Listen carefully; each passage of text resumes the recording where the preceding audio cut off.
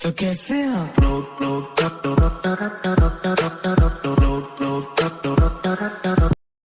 सलाम राम राम मेरे भाई।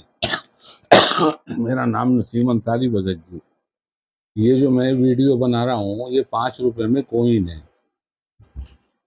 ये 5 रुपए में स्टील में है और 2 मिनट में बना हुआ है ये कोइन।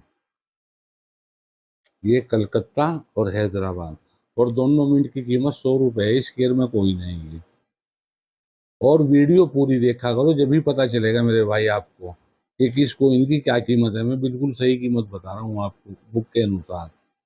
और ये जो मेरे पास कोइन रखे थे ये सेल हो गए। फिलहाल मेरे पास 3 ही कोइन है।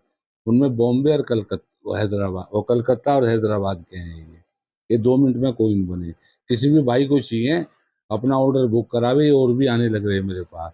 नमस्ते सभी को, सलाम राम राम मेरे भाई। वीडियो को शेयर करो, लाइक करो और बेल आइकन दबा दिया।